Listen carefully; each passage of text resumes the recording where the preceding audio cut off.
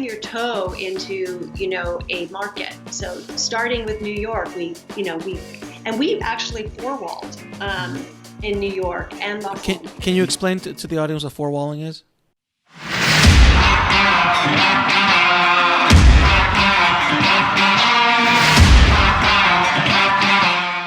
Sure. So what we did was, the first thing we did was we identified which dozen cities have the most concentration of our core audience, in America. And that's where we're going to start. And so New York was one of them, Los Angeles, obviously, Encinitas, where, Yogananda had an ashram. There was a couple of other places, Northern California. And four-walling is where you basically you rent the theater for a week. You rent the right to show your film for four showings a day for an entire week's run. And in a place like New York, that will cost you around $10,000. But if you can fill those seats, you can actually make a lot of money doing that. And we did. In New York, I believe we made $34,000 in that first week. So we had a $24,000 profit just from that one engagement. And then the theater held us over. They said, "Oh my God, this film is really performing. I want to book this film." So we ended up staying another 6 weeks beyond that in New York. Without having to pay for it. They actually booked it traditionally. Exactly. It turned into a traditional booking. Same thing happened in LA and a couple of other markets. In fact, unbelievably, we played 23 weeks at the Lemleys in Pasadena in LA. 23 weeks. On Sunday afternoon. Yeah, it was just on weekends. People just kept coming, so they just kept it going. And on a Sunday afternoon, it was just great. Yeah. So you did all of that without thinking, well, you decided to spend the time to do the theatrical run first. And then you were going to roll it out. So what was the next rollouts? Because you didn't do everything at the same time, obviously. Actually, can I back up Please. A little bit before theatrical, which is even before theatrical, we started to create buzz and awareness. We attended a couple of conferences, for instance, Wisdom 2.0 in the Bay Area, where like high tech meets higher consciousness. And we figured, this is ground zero for us, especially with the whole Steve Jobs connection. Mm-hmm. Right. So we convinced the organization to give us 500 copies of the autobiography for free, which we just gave out at that conference. We had a big display, stacking the books with our postcard in the book and, our film postcard in the book. And it says, this is the book that Steve Jobs had on his iPad at the time he died, and it's yours for free. And they just went like gangbusters. Of course. We did the same thing at the Yoga Journal conference in San Diego. And we were basically getting to, sort of celebrity, yoga teachers and trying to get them interested in the film. And then they started telling their classes about it. So it was kind of considered grassroots in a way. Mm-hmm. We were doing pre-screenings to kind of create buzz. Mm-hmm.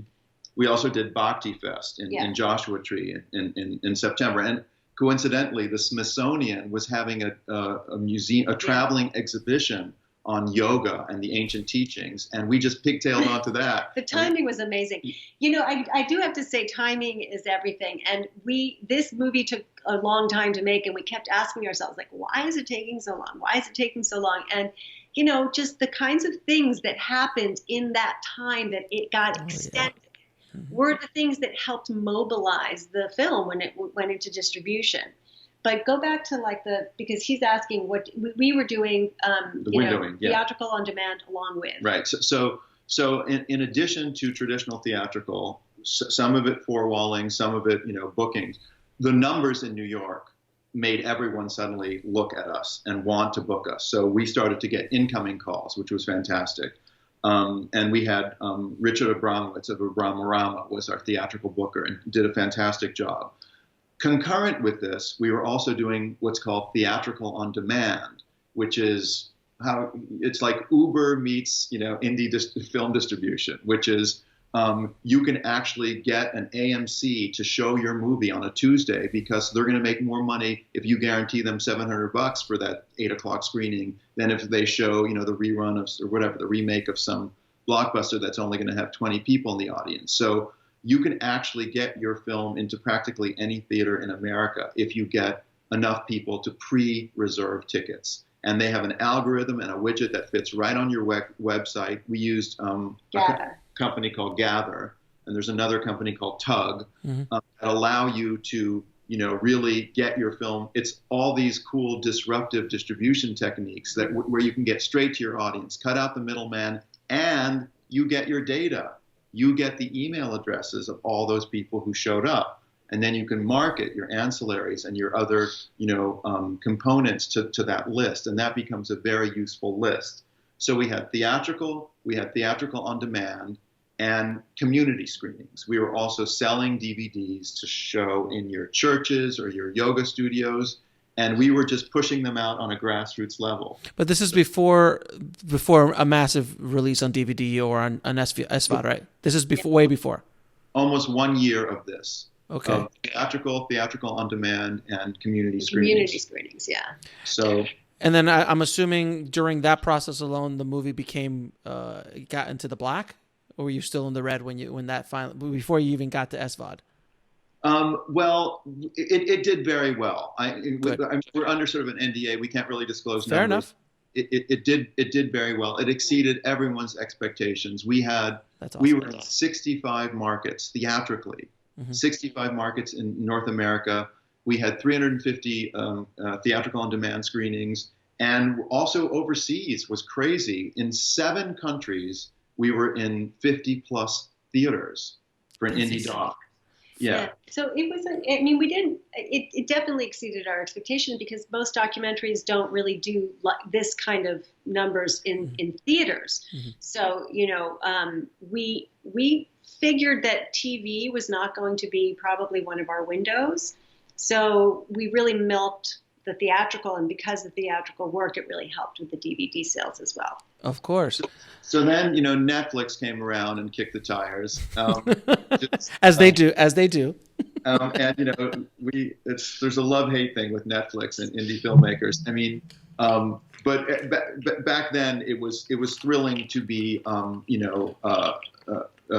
in acquisition talks with Netflix, licensing talks. What was great, though, is that we delayed that deal.